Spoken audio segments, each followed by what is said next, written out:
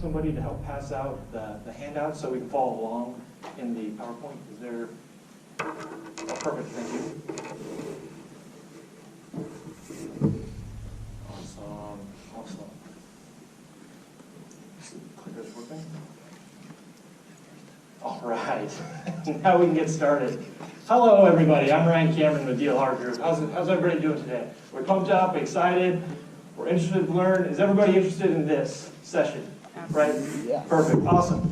Well, I see a lot of things out in the industry where it's like, hey, we learned about this from our Revit models, and we learned about this from our server this and ROI that.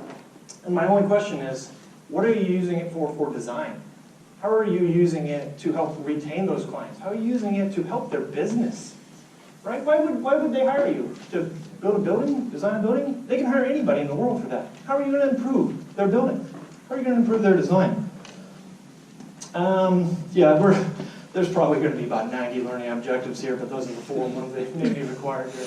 We'll do a recap at the end. So I've got a quote too. It's back up your position with data. You don't win arguments by saying, I think. You win by saying, let me show you. And Jonathan Rosenthal with Google is no longer with Google, but I think that's something I use every day, if I can, to kind of like back up my position, if you will. Because it kind of goes back to the first quote, Anthony had it, where it was something along the lines of, everybody's got an opinion, let's just go with mine if you don't have data. So, welcome to edition 2 of Hashtag Data. Use analytics to elevate the client experience. So this is a quote that I've been using in the industry for a little while now. It used to be architects will need to have a basic understanding. We're going to change it to design professionals will need to have a basic understanding of what data means for them if they are to succeed. So what does that mean? Well, that means, let me go back to that. What does that mean? So the leaders will be movers of data that elevate and enhance architectural space. Let's think about it another way, just like that. So you might have already known this, but did you know sharing data can improve influence with your clients and other groups? Now, that doesn't mean giving away the farm or anything like that, but sharing data can enhance a company's influence not only with the customers, but also a broad array of other stakeholders. This is from MIT. I don't know if anybody's ever heard of MIT, but they seem pretty smart. So if I want to bring this engaging experience, the CX, the client experience to my client, how do I do that? So first, could you make your client's data smarter and take that haystack as Anthony? Where is Anthony? I keep looking for him. Keep looking. Oh, that's fine. It is this haystack analogy. It's the grass to the haystack. Can we take what they have and make it smarter so that they can leverage it, not just us? So here's a couple examples. I believe I used this in Toronto, day-to-day Toronto. It was this idea of, wow, we just came up with 1.8 quadrillion. I think Matt and Anthony remember this. And I got a call from Lily. Hey, Ryan, can you go ahead and stop what you're doing on the fractal thing? Because that's too much. So I had to stop real quick. And I got about 6,000 examples. And I said, how am I going to filter through this? That's crazy. I'm not going to filter through all this sand.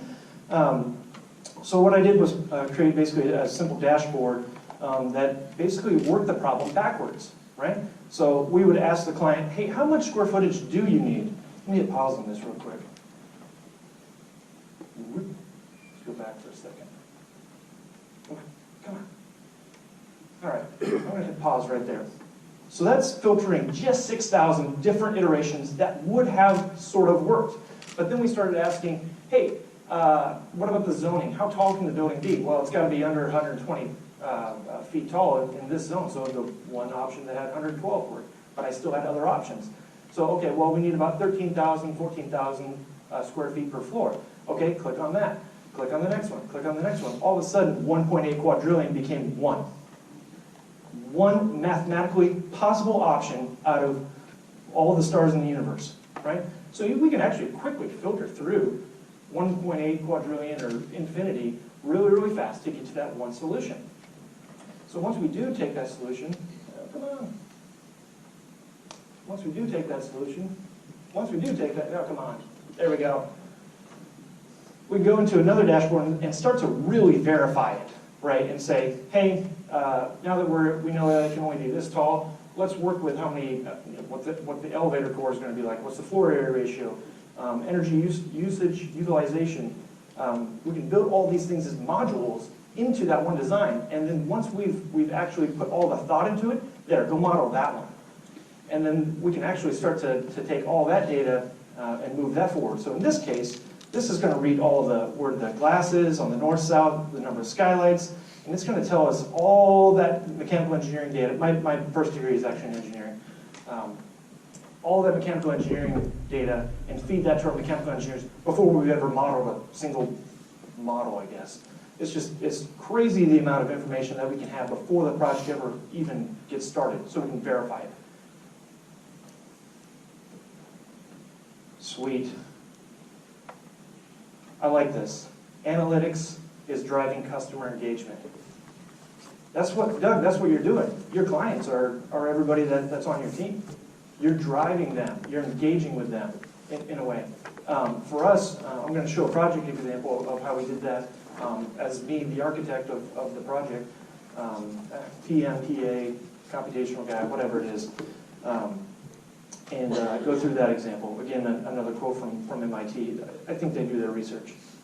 So one more quote before we begin. This is from Harvard Business Review.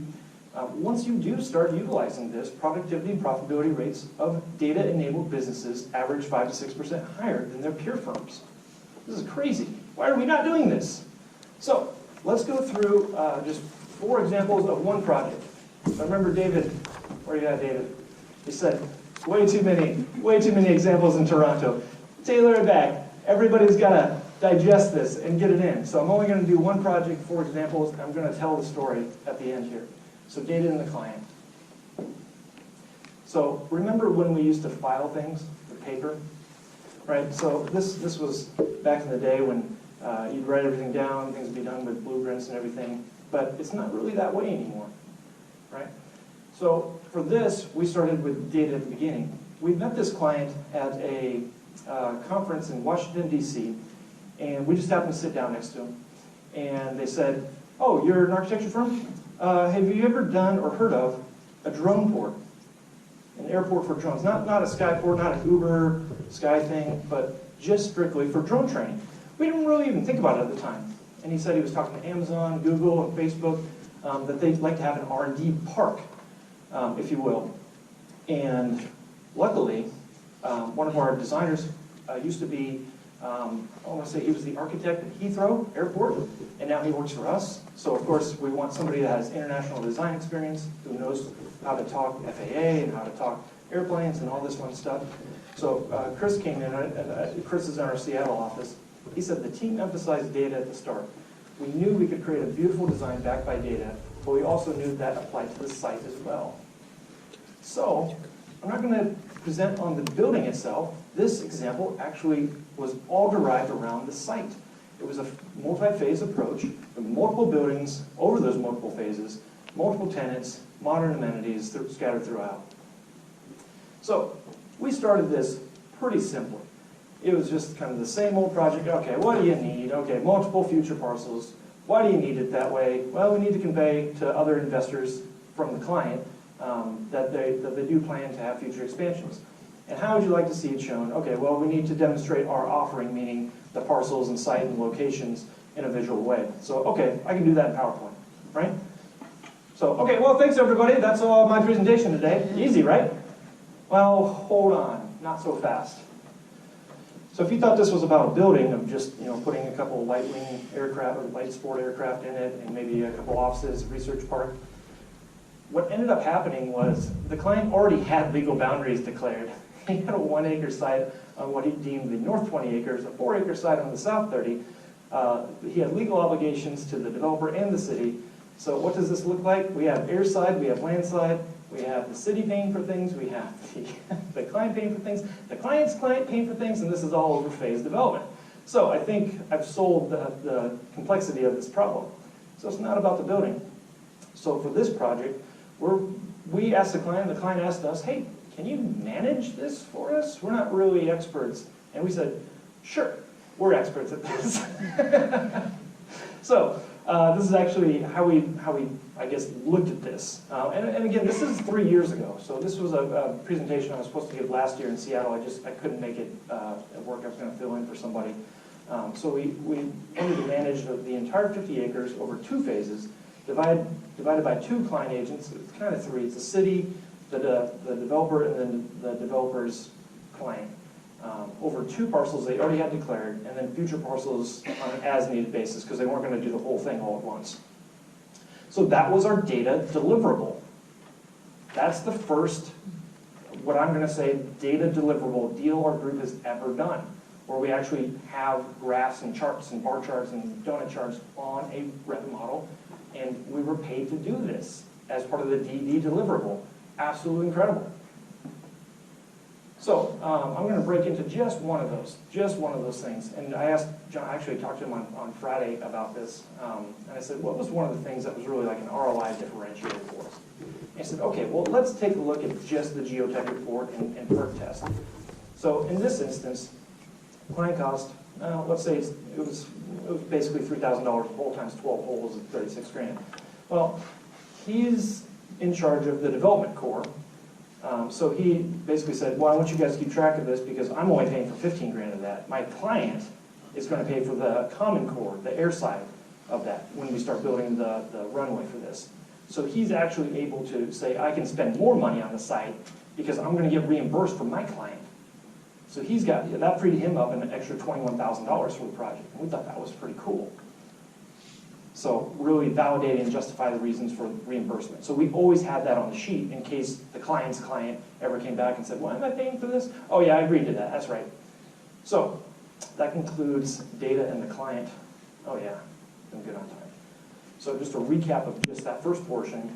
The client wants us to perform basically a databasing effort to sort through development core and undeveloped core properties. That's the simplest way that I can break that down. So basically, they're asking how much of this can be developed and how much is it going to cost before we ever get started. So take that out. Find the value. This is something I got called out at work for the other day, a data chaser. Okay, fair enough, fair enough. I do enjoy chasing data, but always if it's part of the value proposition. So let's take a look at the question that we asked back to the client. Okay. We're going to spend all of our time twiddling our fingers, chasing data. What's in it for us? At the end of the day, we need to know that we're going to get paid for this so I can talk to my boss can talk to their boss, and so that we can actually make money on this project. So you're going to have to probably get a little bit better at negotiating, and so they kind of threw me to the wolves and had me basically negotiate with the client of how much is it going to cost. I have no idea. We've never done this before. So we kind of negotiated, okay. Luckily, we had a really, really, really nice client. And he actually helped us he really helped us negotiate against him, I guess, if that's the way you want to call it. So should be about page 16 in the handout right now. Oh, now everybody's looking at the handout. Come on, come on. It's been like at least a day on the handout. So I want you all to be thinking about the value proposition. Think about it as a business angle right now. Forget about data. You got the data. What are you going to do with it? It's valuable. How valuable? I don't know. We don't know. We had to work it out with the client. Luckily, the client talked us into getting paid more. So the way that I look at it, these are the 3 questions, and I gave this slide as part of a presentation at AIA Iowa earlier this year as part of a workshop. So I basically say, hey, your firm is locked in, cannot be paid fixed or hourly, and has to create that value and profit through some other strategy. So this isn't necessarily like an AIA contract that you're going to be able to sign. You're going to have to be able to negotiate this and figure this out on your own. Number 2, for every process item you include, you have to remove a current one. And this just makes sense. Just maybe, let me step back a second. Just in your process, we keep dumping more and more rules and things on ourselves. I can't even begin to fathom all the things that are on my shoulders when it's like, well, if we're going to add this thing, hopefully it replaces one of these things so I'm not balancing this and this and this. So for everything you add to it, it has to remove an old process. And finally, we've taken away all your software, tools, everything. You're stuck with just you, maybe a pencil, and your mind. So, going further with this, how many of you are familiar with the Lean Business Canvas? Okay, okay, about a third of the room. So what you're looking for on that Lean Business Canvas, go ahead and Google that, is the unique value proposition and getting some high-level concepts out there. Basically, a single clear message that states why you are different and worth paying attention to, and also worth paying money to. I'll leave that up there for a second. If you can go through this, you can do anything in business. That's pretty crazy. It is, right? So, what we needed to do was build an explicit link between customer experience, and you're going to hear me interchange the word client and customer and consumer all in one. It basically means the same thing. Between the CX and the value. It requires a lot of patience, a lot of discipline to invest early in this analytical approach. So in this instance, the client wanted us to, well, half of what they wanted us to do was track and review that development data, and then the other half was accurately predict the outcomes of what we're doing. And then that was the value metric based on the agreed upon outcome. So half, whole. Oh, let me go back one. Hypothesizing the outcome and intent with the client is also key. I know I just kind of stuck it in there. It's got laser on it. Nice.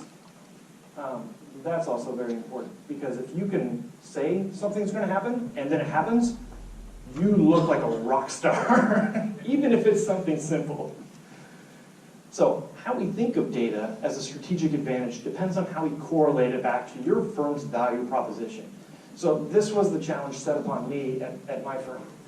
We're a design company, right? Not a data analytics, not a databasing, we're not IBM. How do we fit this message in at DLR Group as part of the bigger vision, so we don't get off track from our main goal, which is to elevate the human experience through design? So I'm not going to answer that for this, but I want everybody else to be thinking about that. So Nick, he's the one that kind of, I guess, brokered the deal. Nick's a really good friend of mine. He's also in the Des Moines office. He is one of the best client leaders that we have, too. So Nick, I'm going to give him credit. He came up with quite a bit of this as well. He's saying we, and it really was him, created a new delivery method that lets us speak the language of design, the language of data. The things we learned have proven invaluable moving forward. It's kind of crazy. The more you break, make, use stuff, the smarter you get at it. That just makes sense. I'm not telling you anything you don't already know. I'm just reminding you of how to get your hands dirty, and then you learn stuff. That's amazing. That's basically his message. So, how are we doing on time? I'm a little fast. So, let's build a data client experience. I'm just calling it the CX. So, we need to demonstrate to the client the capacity that data has to explore new opportunities while backing the original intent. This can be done through interfaces, dashboards, and other platforms to provide accurate, research-based information that align with their company's goals. So, before we get into that, what affects the data-driven process? Is it leadership? Is it like tools? Is it both? Is it leadership tools? Well, a lot of people would say it's probably leadership, but I'd also argue that at least some of it is the tools. But you don't have a toolsmith leader at your firm, right? So here's what can affect, and Doug, I'm actually glad you showed like all the tools that are out there. This is a tiny Cliff Note version of Construct ArcCat or Extract MarTech, whatever it was. You know what I'm talking about. Just a snippet of what is probably familiar with most of you all in the room, which is Revit, Dynamo, Format, SketchUp, all these fun little tools that are out there. And so our choice, I guess, was to kind of experiment with Format at the time and build something in SketchUp. And of course, move that forward to, we're going to use CAD for some things from our consultant, but for the most part, everything was done in like a Revit and Dynamo. So that's where we moved and built some of the data. And of course, transfer, we don't use DeRofus, but I'm going to give a shout out to them, because once you do get to that operation level, they're the go-to. So anyway, this is kind of the path, if you will. And that's just one path. Think about like the generative design structure of this, right? Like I could take a million different paths to go through here, and I'm probably going to get a different outcome. It might solve the client's problem, but I'm probably going to have a different outcome. It might be a different look, a different building, a different rendering. So we've got to be careful about how and what we're using and make sure that workflow is established. So this is what you all came for, dashboard anatomy. So when I am building these dashboards, and I think some of you were here from Toronto, there's like 4 kind of hyper-developed platforms. I want to always create a story that helps the client understand the data, because otherwise it's just going to overwhelm them. If it's overcomplicated and there's numbers and words and letters and buttons everywhere, gosh, you're just going to lose them. But if it's beautiful, if it's simple and easy to use, oh, they'll love you for it. They'll actually use what you built. So the goal, of course, is create that story, and then the objective is to theorize outcomes and manage expectations for that client. If you aren't managing expectations, think about it this way. Under-promise and over-deliver on what you do. That's really what I'm saying here. So the next thing is make it shareable, make it useful, make it interactive, make it something they can't live without. But how did we work? How did I run my business without this tool or this process or this architecture firm? So, and make sure that tool works for you as well, not against you. I think there's a lot of times that we'll try a new tool and it will work against us and catch on fire. So, who can relate to that? Thank you. Thank you. Matt, you don't count. Make the dashboard awesome. Now, that's superfluous. That's whatever it means to me. And of course, whatever awesome is to you is whatever awesome is, right? So for me, that's creating a theme, tying it back to either the client's logo, colors, maybe something that they enjoy doing, so that way they'll get some inspiration. So step 1 is getting all that packaged in a team, in my mind, in somewhere, and developing some inspiration. So this just made sense. We started looking at drones. And the client drones weren't Phantom, DJI Phantom 3s. They were $500,000 drones for hobbyists. So some of these were pretty crazy. Carbon fiber, some of these cost as much as a Lamborghini, and these were pretty insane. But he does have what he calls throwaway drones at the drone port, just testing and getting a little LiDAR detection and things like that. So we eventually stumbled across this photo. We liked it. We liked the colors in it. And so what I ended up doing was, my wife showed me this. She's a real winner. Palette creator for Chrome. I don't know if you've seen this. I was on Cesar Escalante's San Francisco Computational Users Group for Dynamo Block Party 2.0 with John Pearson. And I kind of demonstrated this, but I found this really, really interesting and unique tool. So you actually go into just Google Chrome, go look for Palette Creator, and once you have that installed, you can right-click on any, I got a video here, and you copy it, it's a huge success at work. There we go. Go to Chrome right now, seriously, right now, otherwise you won't win a book. Download this tool. This is absolutely insane to me as a graphic designer, as an architect. And basically now every image is an 8-bit, 16-bit color palette for you to drop into Photoshop or just move that data from, I'll show you in a second here, to dump it into Power BI. Copy that information, you could download it. Once you copy it, throw it into Notepad++, as basically JSON. I know I'm probably talking over some people's heads, but our client loved this. Grab all those different colors that our client picked. They picked the photo and then just organize it in like this. And you can go horizontal and you can go vertical. I just went vertical just to keep it clean. So what does that do for us? Well, we engaged the client on this. We brought them into part of our messy process and said, hey, this is how we ended up doing this. Do you remember it? Yeah, he remembered it. Memory. He remembered that experience with us. So once we have that, we're basically able to do anything, really. I mean, Power BI, we're just scratching the surface. Really, so here's the default colors in Power BI, which were cool, like for me 3 years ago. But now that I learned how to do this, I'm like, oh, geez, get rid of that. That's not giving me, like, I'm never using the orange. So what this did was, it's going to read that as a theme. It's going to give me all those colors. Oh, no, don't do that. It's going to give me all those colors. Where are we at? And then it's going to, quote unquote, force multiply that for me and give me all the different hue values of all those different values. Now I stay in that theme. Now we're going to stay in the colors that the client picked out. I'm going to load that real quick, and boom, now we're good to go. There's a couple videos of me doing this on YouTube, so I'm sure you'll find it. So basically, I'm going to stick to 3 colors. Those are the colors the client picked out, and that's our theme. So now it's fun time for Brian. We get to build, and really, part of a beautification process, as opposed to just opening stock Power BI and with like a white background. Oh no, no, if you saw my Toronto presentation, that's not, I go to the nth degree. So we want to know all the information that's going to go into this prior to making that dashboard. We've got the colors, we've got the size, shape, we know sort of the information. But what I really ask are a couple questions here, which are, when we do put that data on the screen and deliver this, who is it helping? It's helping us. It should. It's helping the client. It should.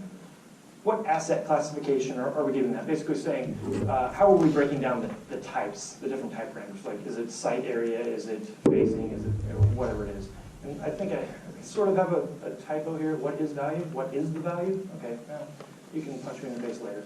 What is the value of this? So the value is, in this instance, we're actually looking at the building generator Power BI. How tall is the building? I need to know that because I've got to go talk to the code official at some point. That's valuable to me. That helps me. How many floors are there? Well, that helps me again on code because I need to know exiting. Let's go down a little bit further. Floor area ratio of that, well, that's going to help me and really the developers that they can meet or exceed that floor area ratio for that zone. Of course, a contractor is going to want to know glazing areas, total square footage, and things like that. The developer is always going to go in and out of these meetings. We need 15 stories of this. We need 7 stories of that. No, hold on. Everything I told you yesterday, totally scratch that. We need 9 stories here, and we need 10 stories here. You remember that thing I told you yesterday? Totally scratch that. So we need these tools to be very, very fluid, basically moving at the speed of thought. And I don't see why they can't. And again, once we start thinking in modules, oh gosh, we can plug and play. We can take a module off and put a new one in, just like some really cool piece of Lego architecture. So we can check for EUI, projected water usage, solar access, all kinds of stuff.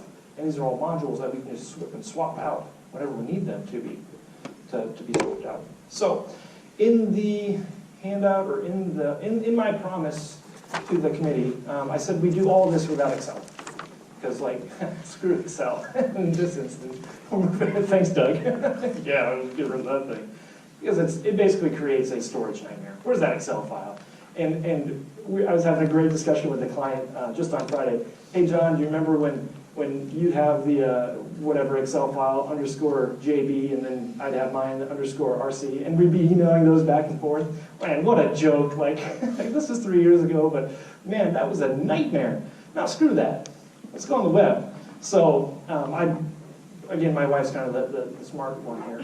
She can build websites, and I actually built this website, but she helped me on it. So I basically just made a link to my website, and then basically put Drumeport in it. And man, you can bypass some stuff in Power BI. So did we need security on it? Yeah, not really, because nobody knows this thing exists until today. And it's been cleaned. So you can go ahead and go to this now. It's totally been cleaned. All the dollar values and all the partnerships have been removed from it. But at the time, it's like, oh gosh, we could build an entire web API for this. We can build in security protocols and not have to necessarily go through Power BI for this. So that's what it looked like. Well, I mean, that's sort of what it looked like. There was a secondary thing that happened. It was actually a tertiary, quaternary, and amazing things started happening. Didn't need to open the Rev model anymore. I had all the information here. I could just edit this on the fly in my admin panel on my website. Another thing is like hyperlinks. Remember those cool things? So the 1 acre and 4 acre, and actually everything else became like a hyperlink. So hey, what did that site plan look like on the 1 acre? I would just click on it and go to a web page. bring that up. And then we'd circle it on the screen, or whatever we needed to change to it, write that down, take notes. And it was like, oh yeah, now I remember, so we go back, and then we go, okay, so let's take a look at the 4-acre site. And then click on that, and then we can go. We can blow and go. So this is what the final dashboard should be, page 30 in there. So it's a big handout. But basically, this was the dashboard that we needed to answer all the client's questions at a moment in time. And we adjusted it. We know it's probably still not complete to this day. But you'd be surprised how often we would ask, where are we again? Because this is in the middle of the Nevada desert. You will not find this place. And it's like, how close are we to that airport? How close? Because that's very important in the drone board. How close are we to X city and Y city? And how close are we to our nearest competitor? So we have the map on there just as a zoom in, zoom out. This is actually provided by Esri, just stock Power BI now, which is super handy. So that's actually zoomable. So we just kind of look at a report of, hey, how much of that 1-acre site are we using? What's the utilization on that? Oh, 39%. Cool. So what does all that mumbo jumbo have to do with the client experience? Well, hopefully you're starting to pick up now on what all that means. So not unlike the iPhone or the iWatch, we now have an explicit link, an interactive device between us and the client. We included them in the process. We let the client be part of that magic. We'd wave our wand and he'd think we were amazing. The engagement level, obviously very, very high. I'm about to talk about that in a little bit. And then participation, creating that tangible feeling that the client had to the data interface, that he could access it now. He could access that basically what is a JSON table on an HTML website. He had access to that 24/7. Now, my Excel file was the same as his Excel file, right? There was no more crazy emailing back and forth. And honestly, there were times at 3 in the morning, he'd be checking it. It's pretty crazy. Okay, so, oh yeah, tell the story. So displaying data is the beautiful part of the job, of the relationship, of everything. Developing that story through data can create a new experience for your client. You can uplift their mindset, you can take an entirely new approach to solving their problem. So, how can we use that data to tell a story? And click. There it goes. Think about how you write a story, how you write a novel, how you write a book. Think about the characters involved, captivating that purpose, and posing, answering questions. How many of you are familiar with like Family Guy? Hey Brian, still working on that novel? Some friends become enemies, some enemies become friends. Still working on it? So you've got to work out the plot of your total story. Examine the relationships between those pieces of data and facilitate that interaction with the reader, the client, and data. And each piece of data will go through character development. And that's just part of the Scrum process, really. That's, oh yeah, we probably shouldn't use a donut chart there. It needs to be, that character needs to develop into more of a bar chart. These things are constantly fluid, they're constantly changing. And that's another thing. I might skip over that, I might leave that up for questions. So, isn't that what the dashboard is for? Isn't that the book? So just going back to that for just a second. So we'd be able to just zoom in and say, what kind of questions would come up, right? So March 15th, I had an email. So how much of that area is developed on the 1-acre site? So at that moment in time, it's 33.4%, about 14,000, whatever, at X dollars that our contractor estimator was giving us. So same question, June 22nd, it rose to 39%, 39.45 if you want to get specific, at X prime, because our costs changed, right? So this is a moving target. Your dashboard will automatically adapt to that, whatever information you feed it, which is great. So that decision was a difference of a hell of a lot of money. It's about $377,000 to increase the development of that 1-acre site by 2,600 square feet. Because again, we're in the middle of nowhere. There is no necessarily any water line. We had to put our own fire hydrants in. We had to put our own waste lines in. We had to put our own darn near telephone poles in. So every decision had a huge impact. This isn't $100 square foot, $200. This is in the $800 square foot decision time. So they discovered through the web interface of the dashboard that basically that had changed, and we confirmed it, and we took it back down to more like 34%. So I think I mentioned this. Where are we again? I probably still couldn't point to it on a map. It's been a few years, but so we had the question: how much of the area is developed on the? Oh, I'm sorry. So these questions should actually say, where are we? What's our location compared to the airport? I think I already talked about that a little bit. So now that it's web-based, I'm about to close up here, so start thinking of questions. Now that it's web-based, I've got Google working on it, right? Like, hey, when did the client come? And the great thing is, we said, John, do you care if we throw Google Analytics on this just to check to see how much you're using it? And he was like, no, you're honest with me. I'm not worried about this big brother crap. You just go ahead and check everything you need. So we basically looked into it and it was like, oh, John, did you know that when you clicked on this, you go here or you go here? We could check the behavior flow of the client when they were going through the website and see what they were clicking on at what point in time. This is kind of crazy, but it's kind of awesome at the same time.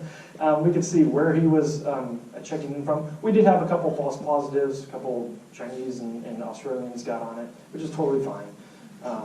Totally fine. We could check when really it was. And then we could use Google's AI to ask us back questions, not back questions, but ask us questions back of like, hey, how many users did you have in March? Well, it should have been, maybe like 15. That would be like John 15 times, but it was more like 60. See, I wouldn't have thought to ask that. And now we can always go back and say, okay, when was the site most active? And we can say, John, you're working at midnight a lot. Like, how's your wife? We got personal, and he loved it. It's the best client ever. So anyway, just the analytics backbone of that. And we didn't have to build this. Screw that. I'm not going to build this. Google's way better at this than I am. Way better than most people in the world. It's what they do. It's just part of the package when you get a website. So this is John. He's the client. So his quote is, in a short space of time, we were able to deliver complicated assessment values and correlate those to the project to help us make better decisions. Anytime our team, and it was him and a team, anytime our team needed to engage in the process, we could. So, good news, bad news. The city that we were working with backed out kind of at the last minute, so you won't be seeing a drone port anytime soon until those negotiations happen again. But the good news is, I ended up with a really good reference, and this client is working on a very, very big project, and he told the CEO about it and put my name in on it. That was pretty nice.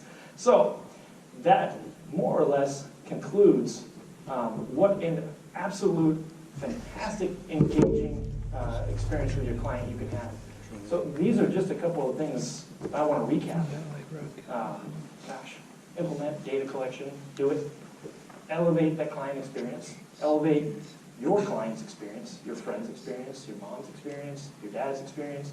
Source data, increase client engagement. How are we going to do that? Validate all of your predictions. Create data solutions. And of course, in one of my favorite books, what is it, Eric Ries, The Lean Startup, build, measure, and learn.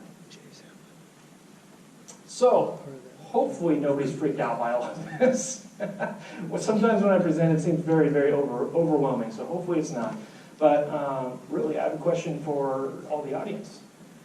In the handout, in the PowerPoint, there are nearly 20 sourced materials in this presentation. They are clearly marked. What are you going to do about it? One of the things that David asked me is that everybody needs something to take home. It doesn't have to be a handout, but it has to be something you can go back and implement at your firms. What are you going to do about it? So, because I know that I spend a lot of time in my cube, but I know that all of you spend a lot of time working on all of this. So spend some time, go back to your box, get some ideas going, get a team together, and start implementing these ideas. So, with that, I think I'm on time. I think I'm exactly on time. Thank you.